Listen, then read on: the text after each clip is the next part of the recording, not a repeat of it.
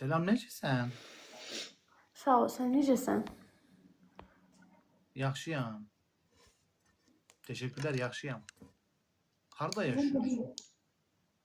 Bizim dili öyrənmisən sən? Hə, öğrenmişəm. Harda yaşıyorsun? Dolça. Dolça bürçləri ən çox sərin ətirləri sevirlər. Bir də şirinlərdən kəmşirin ətir. Harda yaşıyorsun? Azərbaycan. Azerbaycan. Sağ ol, Harasında? Esrata tıklıyım da. Şəmkirdə. Harasında yaşıyorsun? Gəncə. Gence mi? Aha, hayret, ilk defa bakül olmayan birini buldum, şaka mı? Kızlar, siz niye hep birbirinize benziyorsunuz? Ne bileyim benziyoruz işte. Şaka mısın sen? Ya niye şaka olayım? Senin burcun ne? İkizler. Şaka mısın sen? Hayır. Niye şaka olayım ki? Ne bileyim, ikizler ne alaka? Bir şey alakası olmalı mı anlamadım. Kaç yaşındasın? 23. Bu sefer gerçekten şakasın. Ya tamam asabımı bozuyorsun şimdi sen şu anda benim. Bu sefer gerçekten şakasın sen. Ya niye arkadaş niye? Şaka olan ne?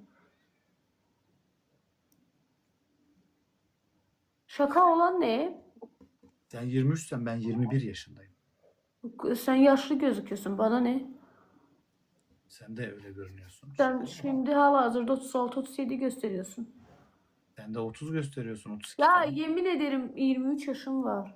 Şaka yapacak. Tamam da Hala ekran niye vurmuş gaga? şaka mısın sen? Bir de Özüne neden? yaxşı bakmışsan. Ne?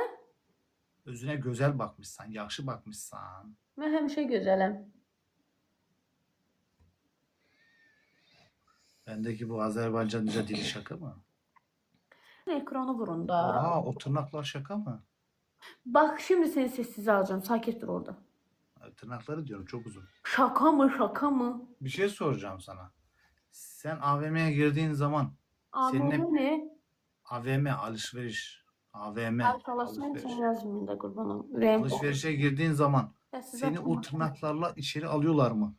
Yırtıcı ve parçalayıcı madde olarak nasıl içeri giriyorsun?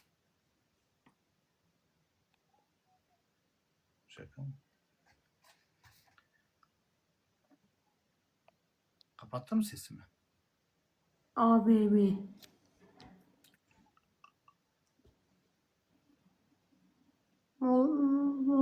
İnşallah 5 qat verdilər də bir dənə vurun da onun içərisinə bir dənə hədiyyə atın. Elnurzad çox sağ olun.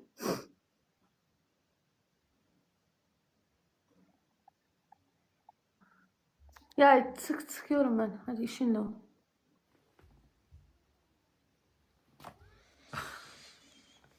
Şaka mı?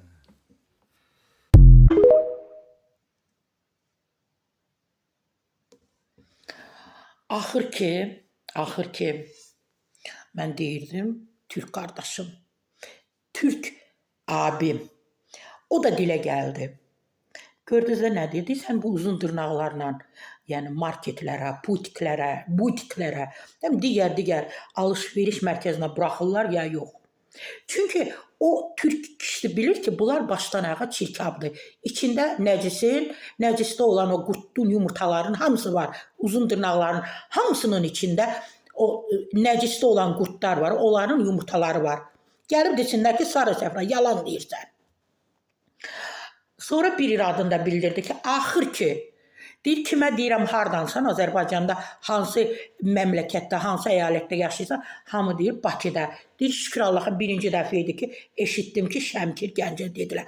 Doğrudan da belə tökülür, gedir, soruşur hardansan, deyir Bakıda. Hamı Bakılıdır. Üçüncü, qardaş çox yaşayıb, deyir niyə görə Azərbaycanda qızlar, qadınlar hamı bir-birinə oxşayır. Çox yaşayıb. Mən bu canlısına baxmışam. Kimi qoşur, hamı burnu balaca, belə yanaqcıqları yekə, saçlar, dırnaqlar, doda, hamısı eynidir.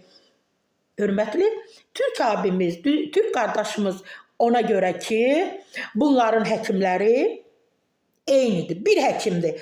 Hamısını xüsusi bir dənə qurğu düzəldib. Qurğudan bir-bir bunları qoyur ora, oradan istehsal eləyir, atır bunları havaya, şəhərə, məmləkətə, əyalətə ki, gedin. Ona görə hamı bir-birinə oxşayır. Bundan sonra daha çox olacaqlar. Əzizlərim, gördünüz, Türk abimiz belə dilə gəldi ki, o dırnaqlar nədir?